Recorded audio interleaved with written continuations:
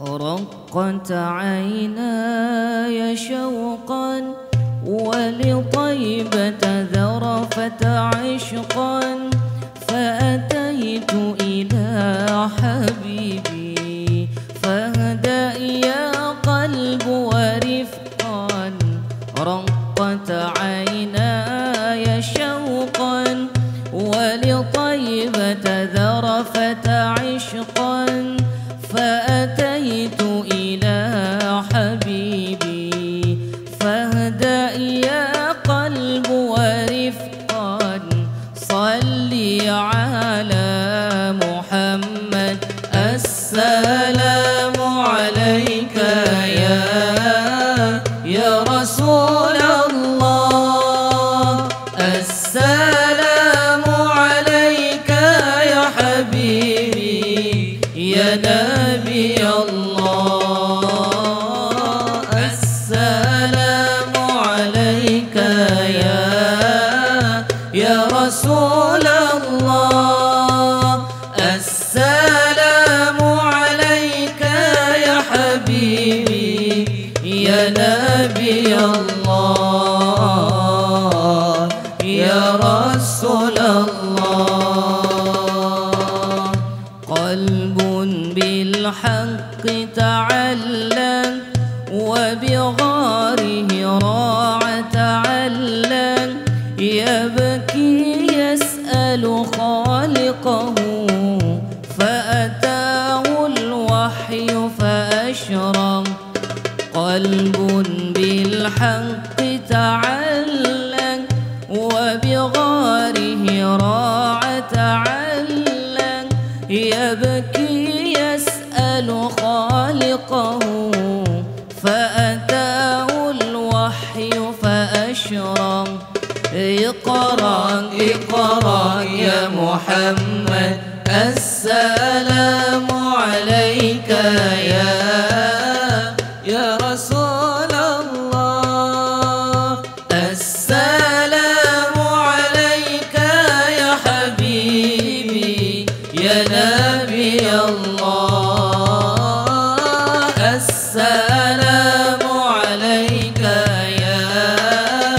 يا رسول الله السلام عليك يا حبيبي يا نبي الله يا رسول الله يا طيبة جئتك صبا لرسول الله محبا من روضة سكنت روحي وجوار الهادي محمد يا طيبة جئتك صبا لرسول الله محبا من روضة سكنت روحي وجوار الهادي محمد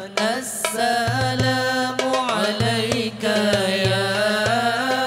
يا رسول الله السلام عليك يا حبيبي يا نبي الله السلام عليك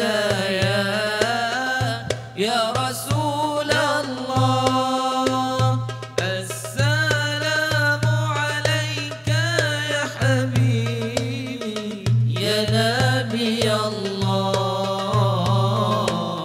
يا رسول الله يا نبي الله يا رسول الله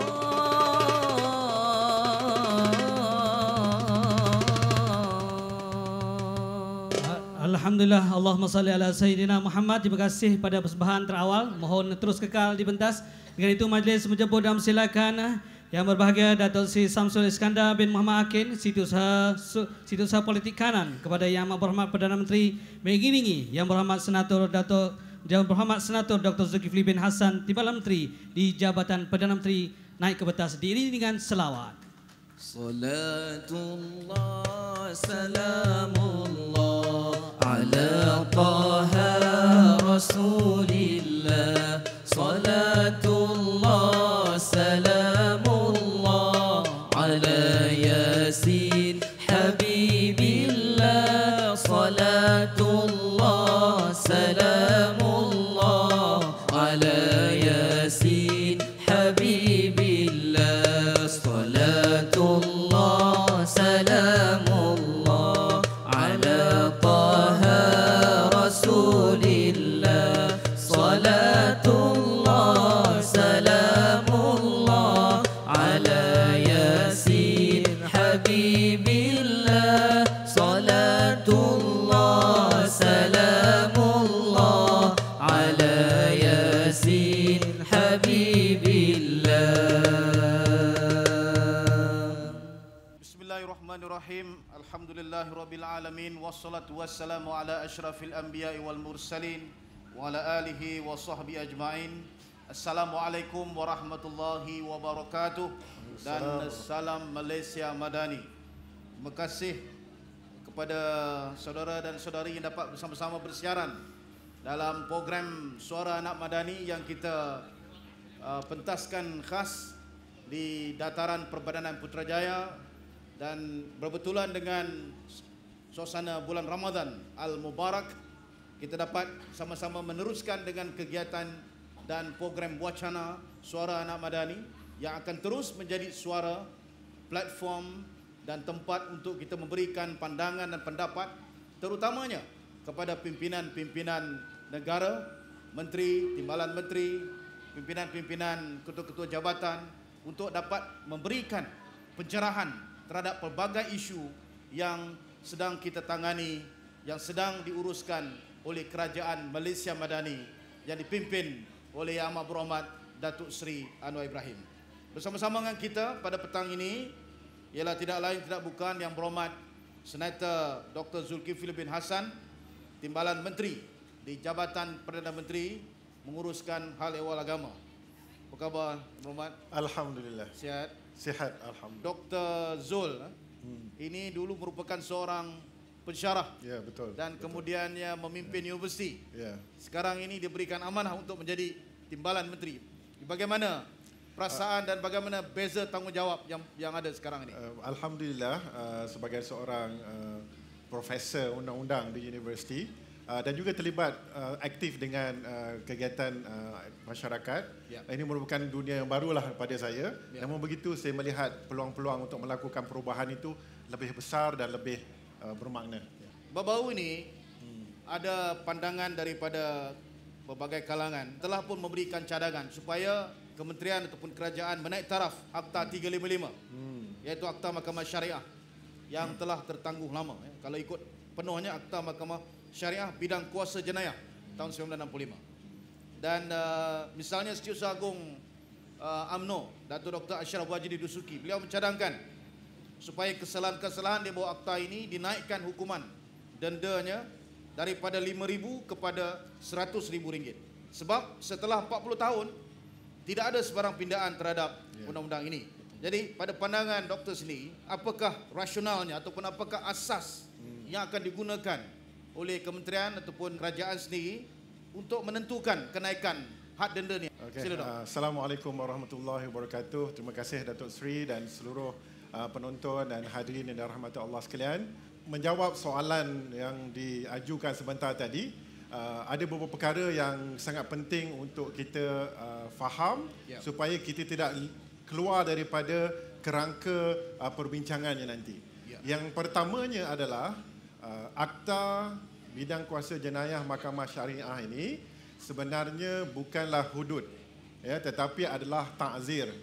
Ini bermakna ianya mengikut maslahah dan juga ulil amri pemerintah yang boleh menetapkan hukuman tersebut. Sejarahnya Akta 355 ini pada 1965 bidang kuasanya hanya ada 1 tahun dan juga 1,000 dan juga 6 bulan atau kedua-duanya. Itu dia punya bidang kuasa jenayah. Setelah sampai 65 sampai 84 dia naikkan menjadi 356. 3 tahun, RM5,000 dan juga 6 sebatan. Jadi pada tahun 2016 dan tu ada idea-idea awal untuk meningkatkan daripada 5,000 kepada 100,000, daripada 3 tahun kepada 30 tahun, daripada 12 sebatan kepada 100 sebatan. Itu idea awalnya. Dalam hari ini kita juga membicarakan tentang akta ataupun enactment Mahkamah Syariah itu sendiri. Iaitu kerajaan sekarang ini sedang cuba untuk menaikkan ataupun menambah tingkat Mahkamah Syariah. Sebelum ini ada 3, kita nak jadikan ke 4. Mahkamah rendah, Mahkamah tinggi, Mahkamah rayuan dan kena ada Mahkamah utama. Supaya ada 2 kali rayuan seperti mana di mahkamah-mahkamah sivil. Jadi selari dengan itu, maka bidang kuasa jenayah Mahkamah Syariah juga perlulah dipertingkatkan. Ya? Itu adalah asas yang pertama, kenapa kita perlu pertingkatkan. Yang kedua adalah asasnya, oleh kerana ianya telah berlaku terlalu lama, seperti sebut 40 tahun, dan perkembangan itu bahawa bidang kuasa jenayah Mahkamah Syariah ini adalah sangat rendah. Malahan berbanding dengan Mahkamah Magistrate pun masih rendah. Ya? Jadi inilah masanya untuk kita meningkatkan bukan sahaja bidang kuasa jenayah Mahkamah Syariah tetapi Mahkamah Syariah itu sendiri. Dan dalam masa yang sama, Datuk Seri, apa yang kita ingin lihat pada hari ini adalah selain daripada kenapa dan mengapa kita perlu meningkatkan, iaitu perkembangan dari realiti semasa.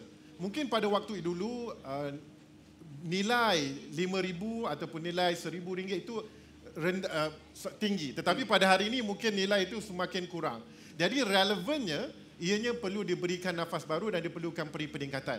Jadi secara rumusan sebagai soalan awal ini adalah kerajaan ingin memperkasakan perundangan syariah tetapi bukan hanya Akta 55 saja, tetapi Akta 355, tetapi ada perancangan-perancangan yang menyeluruh yang meningkatkan Mahkamah Syariah itu sendiri dan termasuk, Datuk, iaitu untuk meningkatkan juga kemahiran dan juga pengetahuan seluruh ekosistem Mahkamah Syariah seperti hakim, peguam dan semuanya. Mungkin boleh juga ambil kesempatan ni menyinggung beberapa kritikan, terutama dalam kes membabitkan Nick Allen baru-baru ini, di mana kerajaan dilihat ataupun dituduh, ditohmah tidak ambil peduli tentang soal memperkasa sistem kehakiman Mahkamah Syariah itu. Jadi pandangan ataupun jawapan doktor kepada kawan-kawan di luar sana. Sebenarnya bukan sahaja kita boleh mencabar undang-undang syariah, tetapi kita juga boleh mencabar undang-undang sivil, undang-undang yang dibuat di parlimen. Sebagai contoh, dalam kes Muhammad bin Daud pada 1986, Hakim Mahkamah Supreme Court telah memutuskan bahawa Seksyen 298A Kanun Kesesaan itu adalah terbatal dan tidak berperlembagaan. Ini maknanya mahkamah juga pernah membatalkan undang-undang yang digubah oleh parlimen. Dalam kes ni Allen, ada kes Iki Putra pada tahun 2021. Sama, mencabar Seksyen 28 Enactment Jenayah Syariah Selangor. Dan mahkamah telah membuat keputusan bahawa telah menyalahi atau tidak berperlembagaan.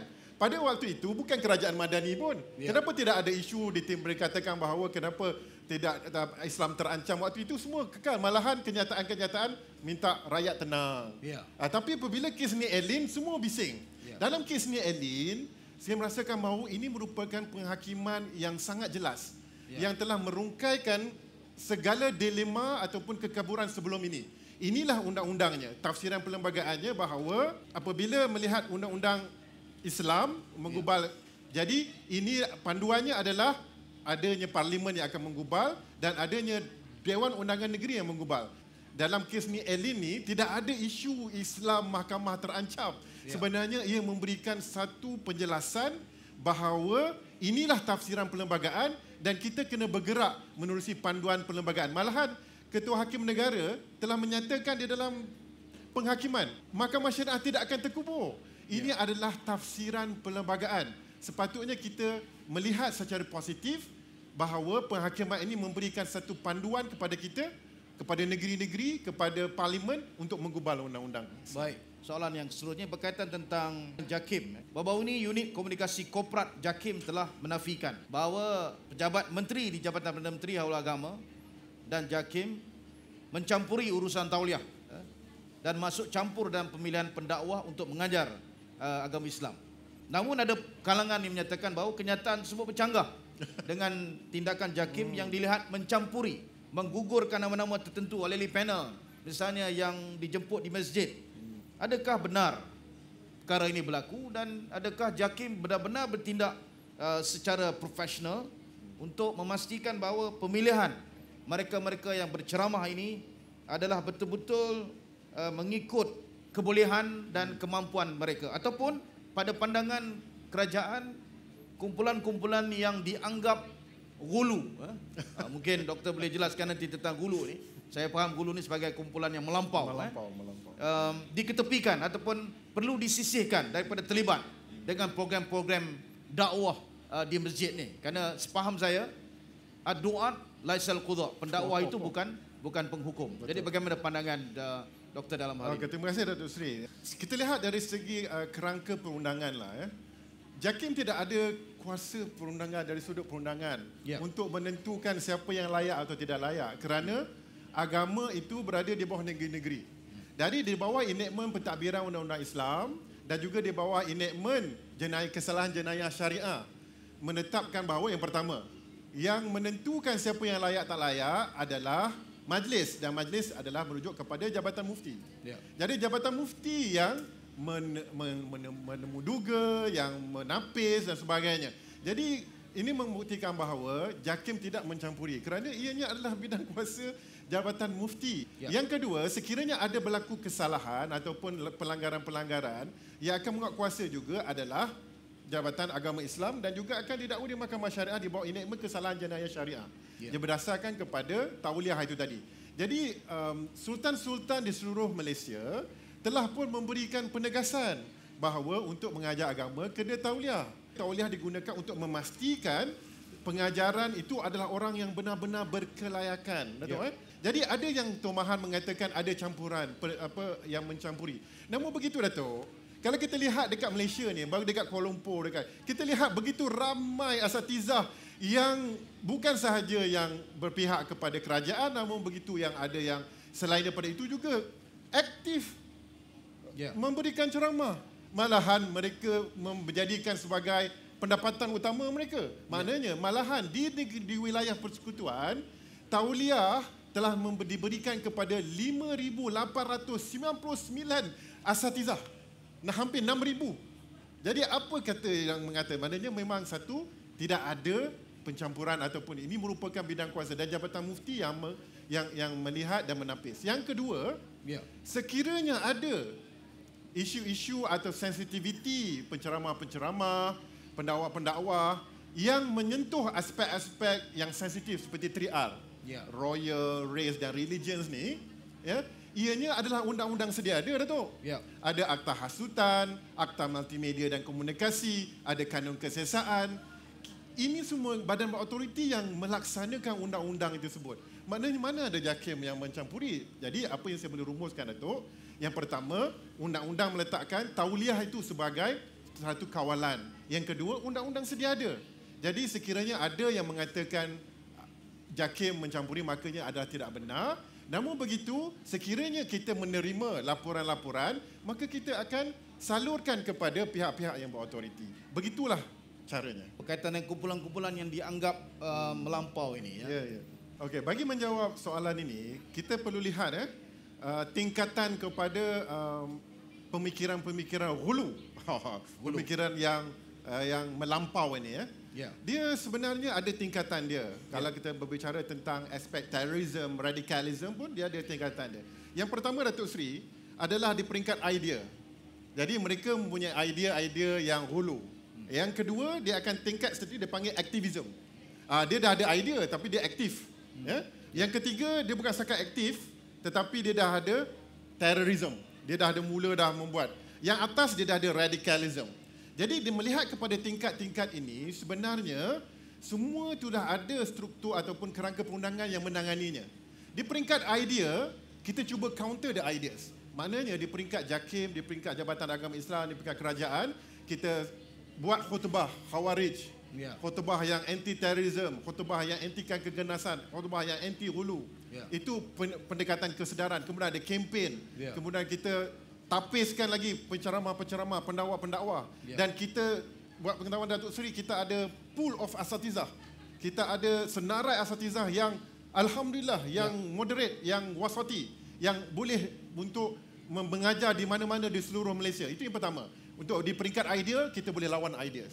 Tapi apabila mereka sudah mencapai tahap aktivism, terorisme dan radikalisme, yang ini kita kena ada satu cabaran ataupun usaha yang lain. Dan di peringkat ini, di peringkat badan authority kena ambil perhatian. Sebagai contoh di peringkat aktivism, mereka mula mengutip dana, mereka mula untuk menyebarkan ajaran. Ini kita ada enactment kesalahan jenayah syariah. Yang ini pihak Jabatan Agama Islam boleh ambil tindakan.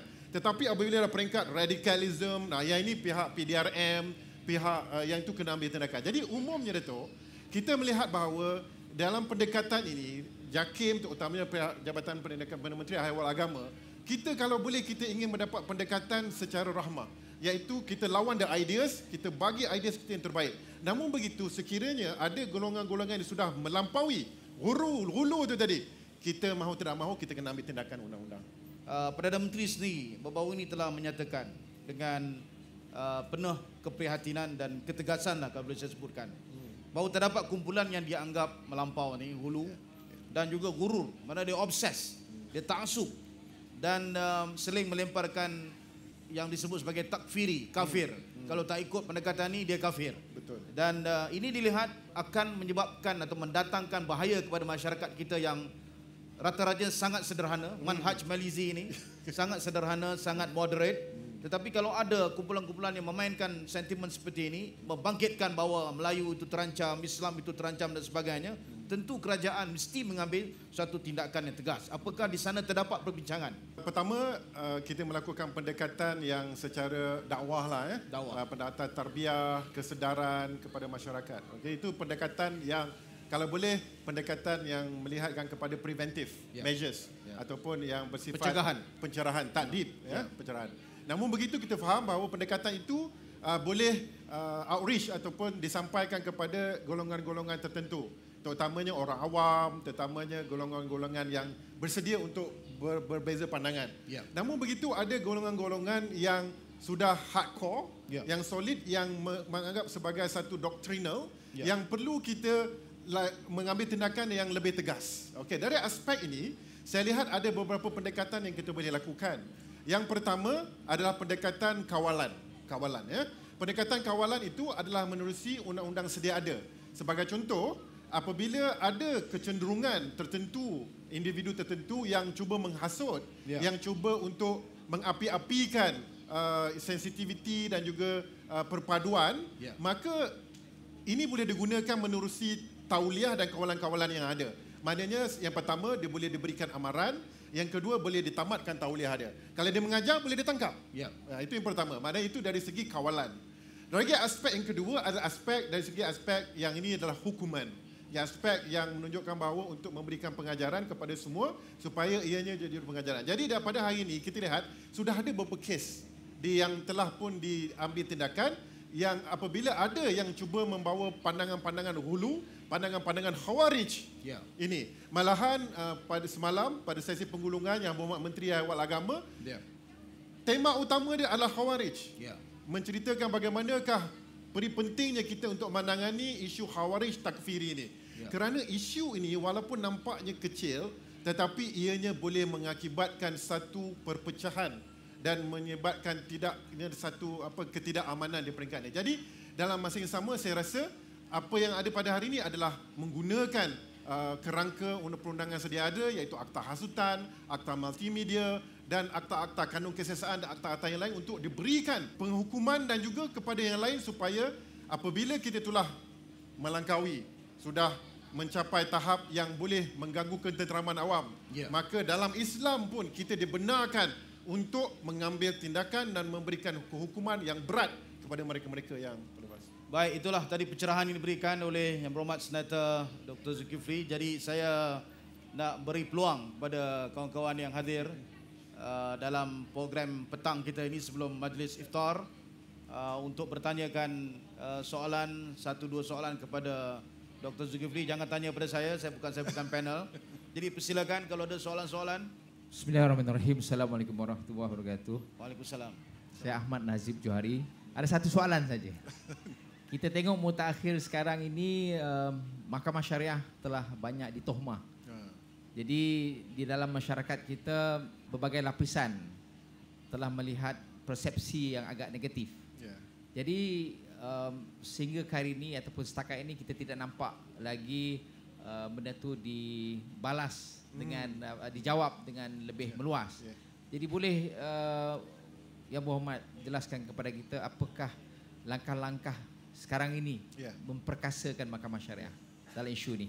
Terima kasih. Jadi pertamanya saya boleh katakan saya daripada dunia akademik, Datuk Seri. Dunia akademik ni dia falsafah lah. Dia lebih theoretical, dia semangat lebih lah. Ideas kan. Tapi daripada dunia akademik tu saya terjun ke dalam dunia pentadbiran dan juga dalam dunia politics. Dan saya sentiasa memerhati, menulis dan membuat analisa tentang perkembangan bagaimanakah sudut kerajaan dalam memperjuangkan dan memperkasakan mahkamah syariah. Saya menulis beberapa makalah. Daripada 1988, pindaan perlembagaan 1211A yang dibawa oleh Yang Amat Perdana Menteri kita sebenarnya. Maknanya itu kita kena terima kasih. Yang Amat Perdana Menteri telah pun membuktikan kepada seluruh rakyat Malaysia bahawa beliau telah mengotakan apa yang dikata. Beliau di antara orang yang menerajui pindaan perlembagaan 1211A yang memberikan kuasa bidang kuasa eksklusif kepada mahkamah syariah. Jadi setelah kita lihat, setelah usaha-usaha itu dicapai, apa yang telah dilakukan dan sedang dilakukan pada hari ini adalah sangat menyeluruh, Datuk. Kita tak hanya bercakap tentang Akta 355. Akta 355 itu hanya satu sahaja daripada segmen untuk memperkasa mahkamah syariah. Apa yang perlu kita lihat lagi adalah yang pertama, mahkamah syariah itu sendiri. Kalau kita lihat, kita di mahkamah di wilayah persekutuan, kita tak ada akta mahkamah syariah. Kita ada 3 level mahkamah syariah. Sekarang ni apa yang kerajaan sedang buat adalah untuk mempertingkatkan mahkamah syariah kepada 4 tingkat. Mahkamah rendah, mahkamah tinggi, mahkamah rayuan dan mahkamah utama. Maka ini merupakan satu usaha yang tak pernah dilakukan oleh kerajaan sebelum ini. Malahan tidak diperkatakan oleh kerajaan sebelum kerajaan Madani. Itu yang pertama, memperkasakan mahkamah syariah itu sendiri. Yang kedua, iaitu memperkasakan hakim-hakim dan juga pegawai mahkamah. Maka kerajaan sekarang ini sedang menubuhkan dan sedang dalam proses, insya-Allah dalam masa dekat, Akademi Kehakiman Syariah Malaysia yang tak pernah pun ditubuhkan oleh kerajaan sebelum ni. Ini kita sedang dalam meeting-meeting kita sedang untuk memastikan ianya dapat dilakukan untuk memastikan hakim-hakim kita ni bersedia dan dengan pengetahuan kemahiran yang tersebut. Dan selain daripada itu, setelah kita lihat berlakunya cabaran-cabaran di mahkamah, maka kita tak nak settlekan atau selesaikan masalah ini secara picisan. Kita nak selesaikan secara menyeluruh. Maka dengan itu, atas titah pengurusi MKI dulu Yang Maha Mulia Sultan Selangor, kerajaan telah menumbuhkan jawatan kuasa khas mengkaji kompetensi Dewan Undangan Negeri menggubal undang-undang Islam. Yang ini tak pernah dilakukan. Malahan telah dipengerusikan oleh mantan Ketua Hakim Negara dan mereka, Datuk, mereka bermesyuarat setiap minggu. Mereka melibatkan semua pihak melibatkan semua pihak dan ini merupakan perkara yang sangat penting iaitu stakeholders punya engagement. Yang ini tak berlaku, Datuk, sebelum ni. Dan insya-Allah dan titah tuanku dia mesti siap dalam masa setahun. Dan insya-Allah akan siap sebelum 1 tahun. Dan ini akan melihat semua aspek dan laporan jawatan kuasa khas ini akan memberikan penyelesaian tuntas. Dan satu lagi, Datuk, yang paling penting yang kerajaan ni buat yang sebelum ni mungkin dia belum buat, iaitu untuk melaksanakan sesuatu perkara itu, ia mesti mengambil kira semua pemegang taruh, Datuk. Seperti Akta 355. Selepas Akta 355 ni telah pun ada yang telah dibuat usaha-usaha sebelum ini. Apa yang kerajaan sekarang buat adalah melibatkan libat urus. Yang pertama, kita libat urus dengan negeri-negeri, Datuk. Sebab negeri, agama bawah negeri. Bawah kuasa negeri. Kita dah selesai libat urus negeri-negeri. Sekarang ini kita kena jangan lupa, Datuk, kita ada raja-raja. Kita akan bawa kepada MKI. Kita akan persembahkan kepada MKI. Lepas MKI kita akan persembahkan kepada majlis raja-raja.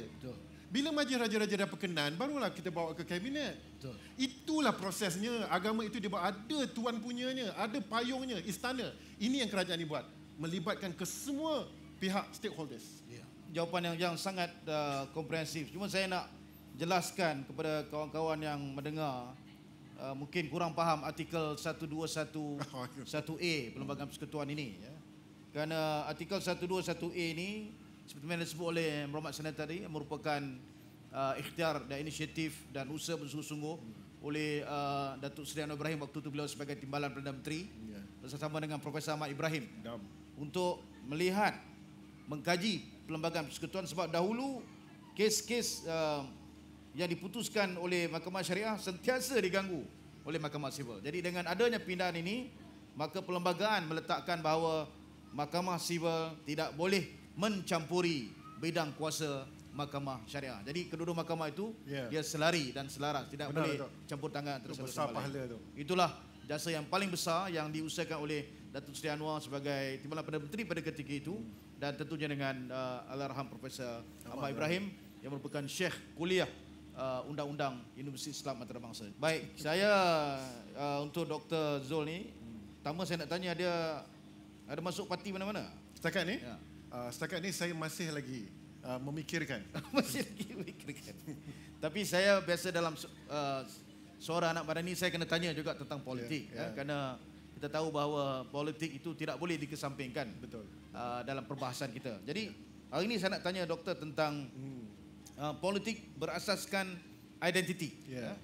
Yang kita lihat sekarang ni semakin ketara, dan kalau boleh saya gunakan perkataan berleluasa lah, termasuk di banyak negeri dalam Malaysia ni. Jadi tentunya bila kita bercakap tentang politik berasaskan identiti ini, politik itu dimainkan berasaskan sentimen kaum dan juga agama.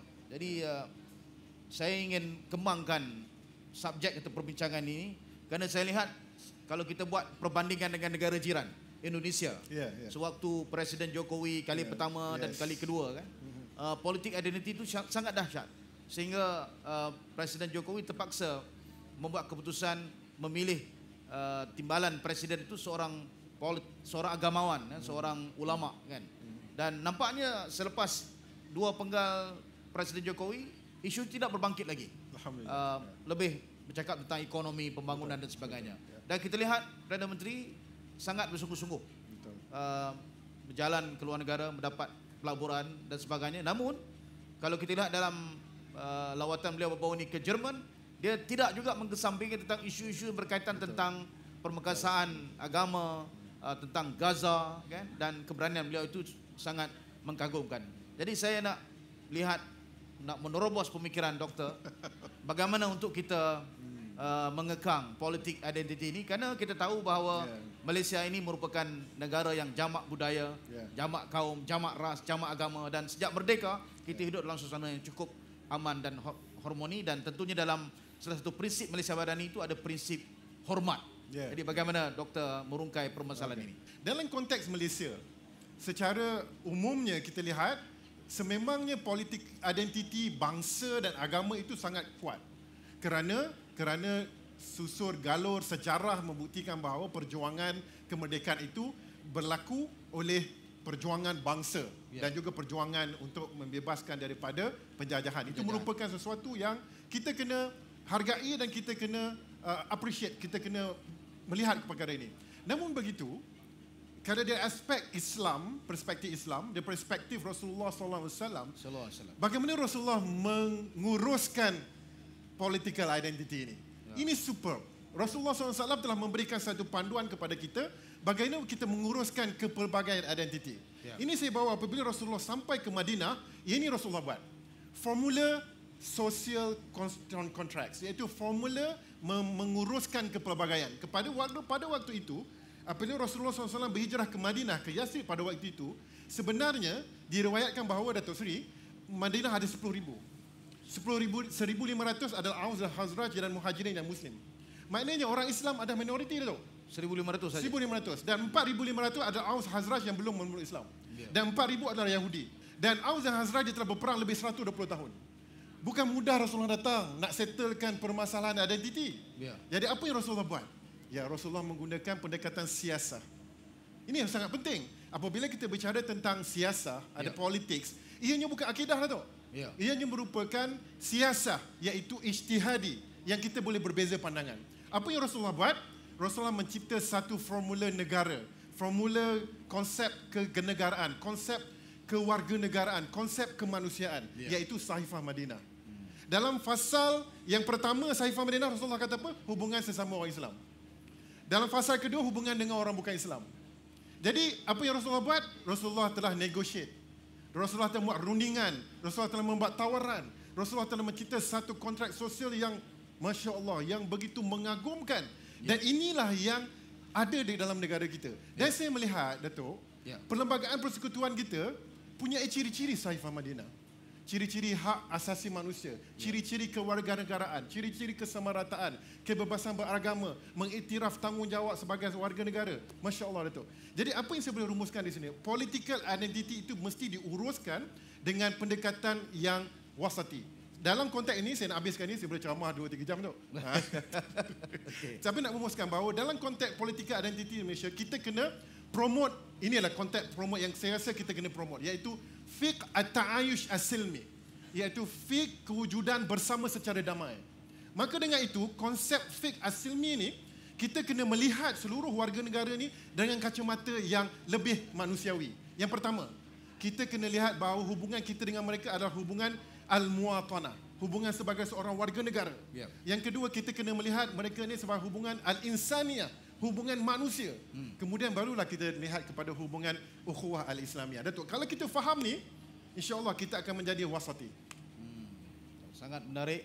Saya nak minta sedikit pandangan Yang Berhormat Senator tentang harapan lah dan pesanan terhadap umat Malaysia lah, yang mungkin di sana masih lagi meragui kedudukan dan ketinggian agama Islam dalam pemerintahan kerajaan Malaysia Madani ini. Mungkin Yang Berhormat Senator sebagai seorang tokoh akademik, tokoh undang-undang pada saya juga, kalau nak disyarahkan latar belakang doktor ni saya ingat mahu 30 minit dari segi perkembangannya. Mungkin idea-idea baik, pesan-pesan yang baik boleh meredakan kegusaran umat Malaysia, umat Melayu yang di luar sana. Silakan. Terima kasih Datuk Seri. Bila Datuk Seri cakap umat Malaysia tu, Datuk Seri, dia memang tepat. Sebab di dalam Saifah Madinah, dalam fasa yang kedua itu jelas mengatakan wa inna yahuda bani auf ummatan ma'al mu'minin. Disebut bahawa sebenarnya orang Yahudi, orang bukan Islam itu adalah ummah bersama-sama dengan orang Islam. Maknanya ummah Malaysia ni ummah bersama dengan umat Islam, iaitu ummah from siasah perspektif, ummah siasatan dari segi perspektifnya, bahawa itulah ummah Malaysia, bangsa Malaysia. Ia selari dengan konsep Saifah yang ada dalam tu, yang telah diformulakan oleh Rasulullah SAW. Itu yang pertama. Dan kepada semua rakyat Malaysia, sebenarnya kita mempunyai satu kerangka perundangan, kerangka perlembagaan yang begitu unik. Dan ianya melindungi umat Islam, melindungi orang Melayu secara perundangan dan secara politik. Sebagai contoh, yang pertama, kita ada perlembagaan persekutuan yang melindungi Islam, orang Melayu, yang begitu kuat. Malahan, Datuk, di dalam perlembagaan persekutuan tidak lebih daripada, saya rasa tidak kurang daripada 20 kali sebut agama. Mana ada perlembagaan lain sebut macam tu, Datuk? Kan, itu yang pertama. Yang kedua, Datuk, kita ada institusi raja yang akan membantu ataupun menjadi payung kepada agama Islam dan juga orang Melayu, yang memastikan kestabilan.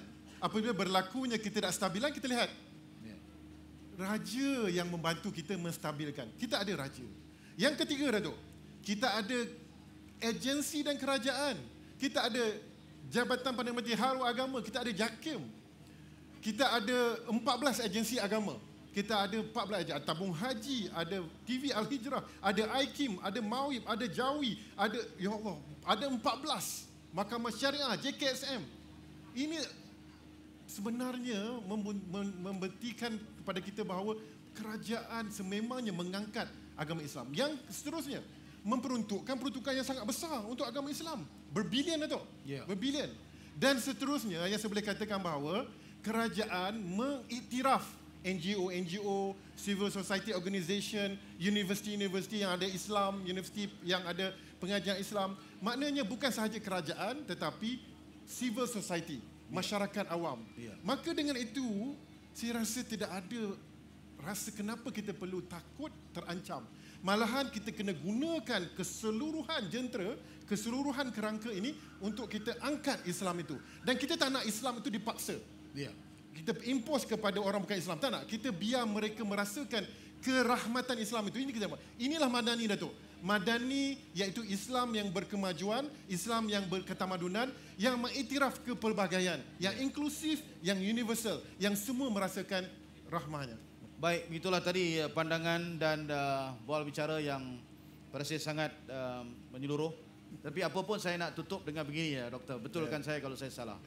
Bahawa di sana di dalam Al-Quran ada satu ayat yang cukup jelas daripada kalamullah, daripada kata-kata Allah.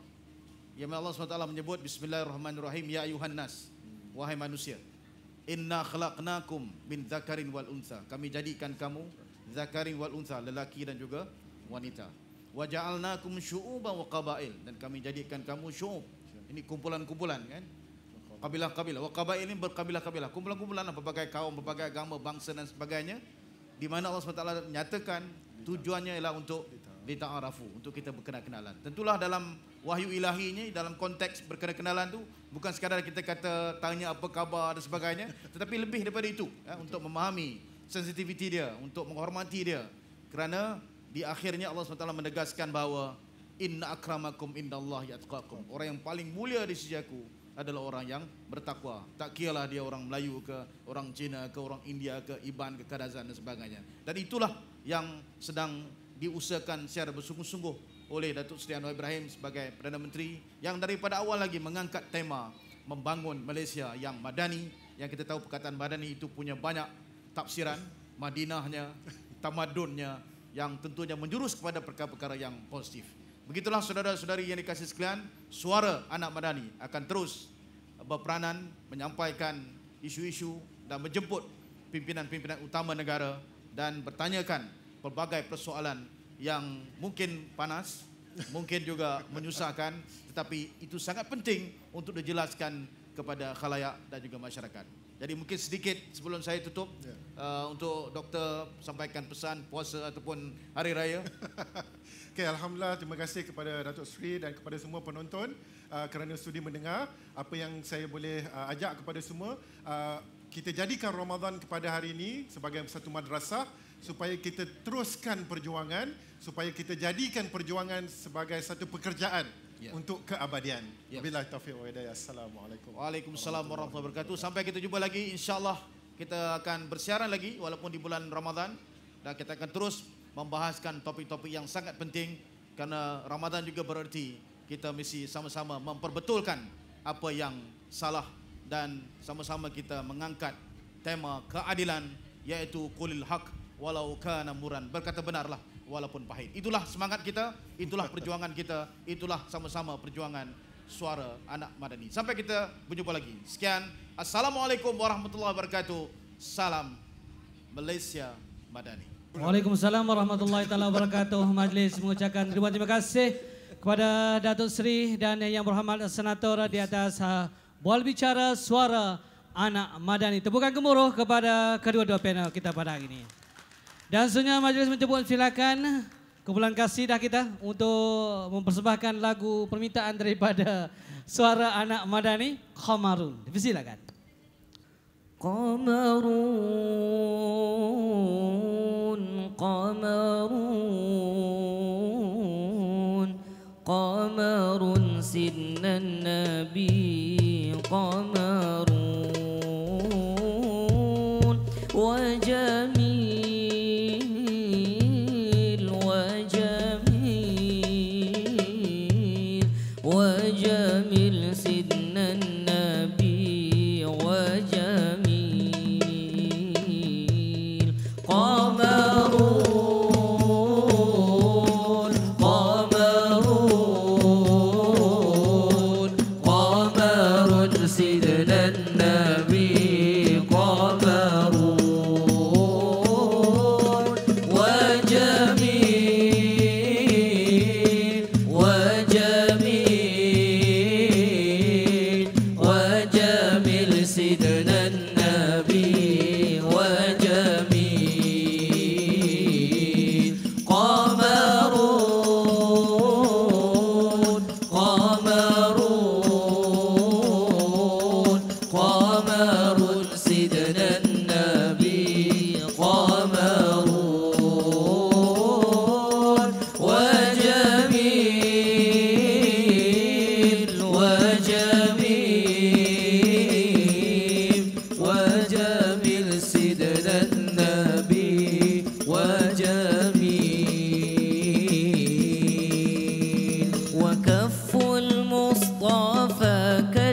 كالورد ينادي الله الله وعطرها يبقى إذا مس الأيادي الله الله وكف المصطفى كالورد ينادي الله الله وعطرها يبقى إذا مس الأيادي الله الله وعم نوالها كل العباد وعم نوالها كل العباد وعم نوالها كل العباد حبيب الله يا خير الورى يا قمرون قمرون قمر سيدنا النبي قمرون وجميل وجميل وجميل سيدنا النبي وجميل ولا ظل له بل كان نورا الله الله تنال الشمس منه والبدورا الله الله ولا ظل له بل كان نورا الله الله تنال الشمس منه والبدورا الله الله ولم يكن الهدى لولا ظهورا ولم يكن الهدى لولا ظهورا ولم يكن الهدى لولا ظهورا وكل الكون أنار بنور طه قمرون قمرون قمر سيدنا النبي قمرون وجميل وجميل وجميل سيدنا النبي وجميل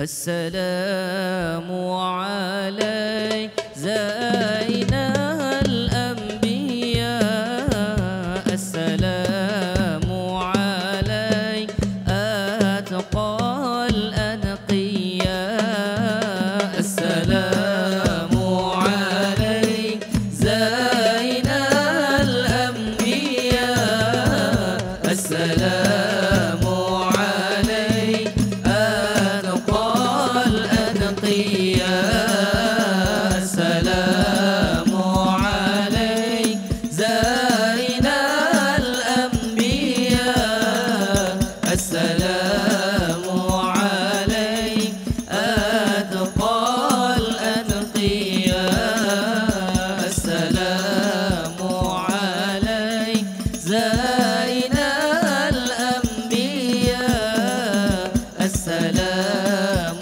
عليك أتقى الأنقياء السلام عليك أحمد يا حبيبي السلام عليك طه يا طبيبي السلام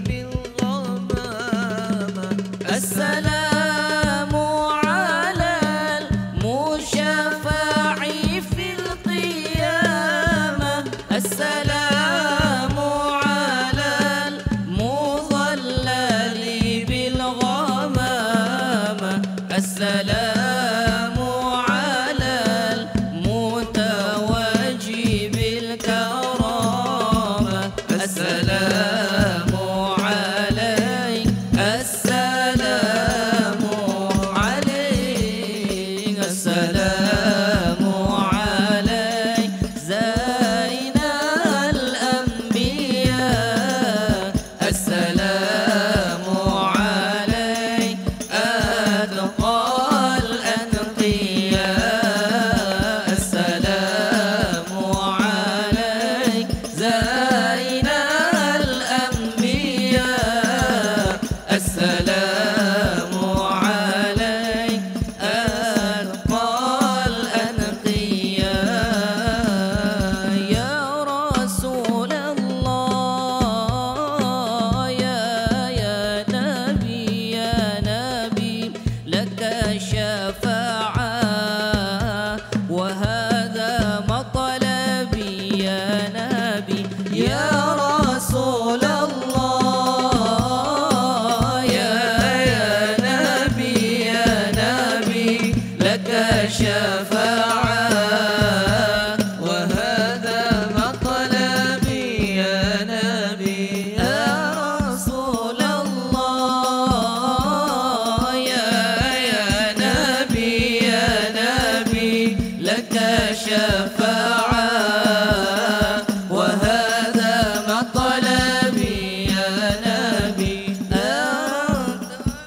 مرتجى يوم زحام اشفع لنا يا خير الأنام أنت المرتجى يوم زحام اشفع لنا يا خير الأنام اشفع لنا يا حبيب